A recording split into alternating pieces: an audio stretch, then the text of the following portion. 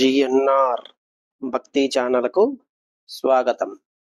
మనం కంచి కామకోటి పీఠాధీశ్వరులు నడిచే దేవులైన శ్రీ శ్రీ శ్రీ చంద్రశేఖరేంద్ర సరస్వతి మహాస్వామి వారి దివ్య మహిమలను తెలుసుకుంటున్నాం.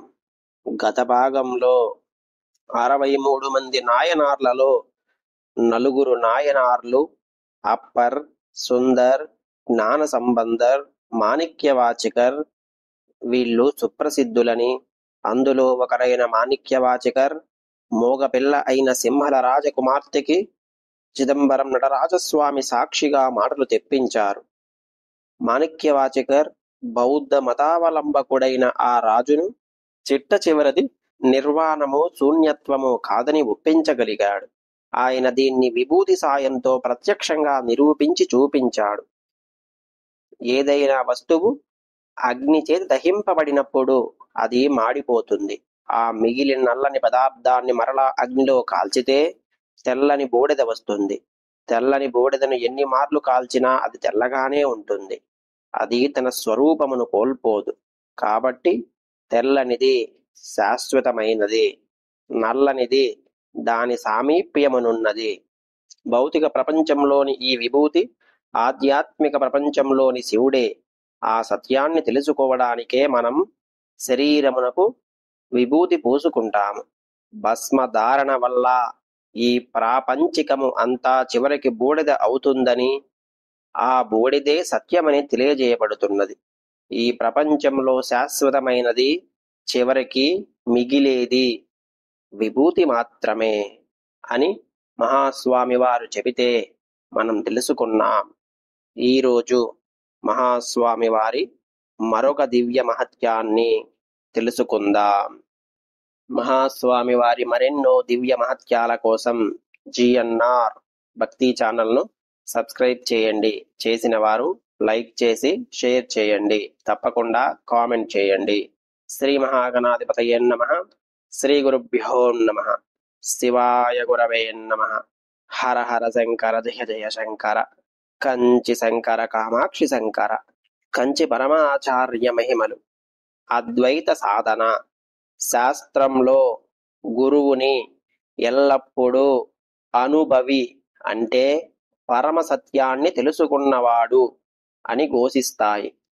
ఉపనిషత్తులు బ్రహ్మనిష్ట అని, గీతలో తత్వదర్శినః అని చెబుతున్నాయి. గురువు బ్రహ్మమును తెలుసుకొని నిరంతరము బ్రహ్మమునందు రమించువాడు. మరి ఈ కాలంలో అటువంటి గురువు లభిస్తాడా అంటే చింతించాల్సిన పని లేదు.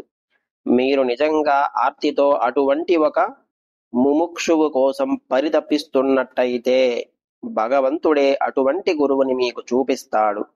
అతను ఎల్లప్పుడూ బ్రహ్మనిష్ఠుడు అయినా కాకపోయినా ఉత్తములైన వారినే భగవంతుడు మీకు ప్రసాదిస్తాడు. మీకు మహావాక్యోపదేశం చేసేటప్పుడు సాక్షాత్ భగవంతుడే ఆయనలోకి ప్రవేశిస్తాడు మిమ్మల్ని ఉద్ధరించడానికి. అందులో ఎటువంటి సందేహము లేదు.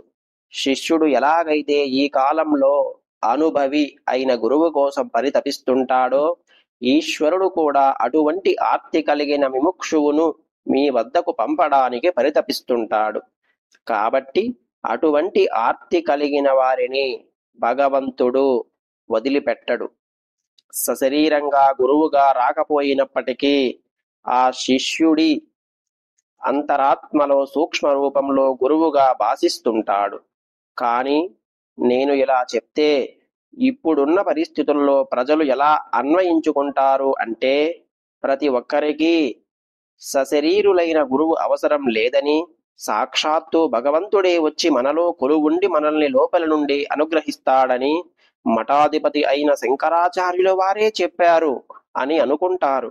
మానవ రూపంలో ఉన్న గురువు అనుగ్రహం లేకుండా భగవంతుడే మనలో ఉండి గురువుగా నడిపించడం చాలా అరుదుగా జరిగే విషయం.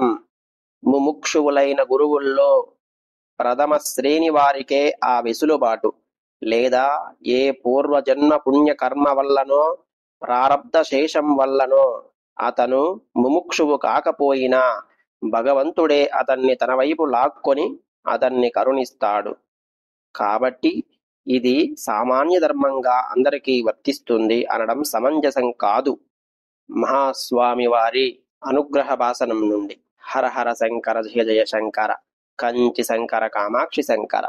మహాస్వామి వారి మరెన్నో దివ్య మహత్యాల కోసం జిఎన్ఆర్ భక్తి ఛానల్ను సబ్స్క్రైబ్ చేయండి. చేసిన వారు లైక్ చేసి షేర్ చేయండి. తప్పకుండా కామెంట్ చేయండి.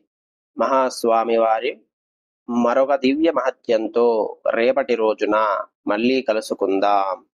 ఓం నమ శివాయ.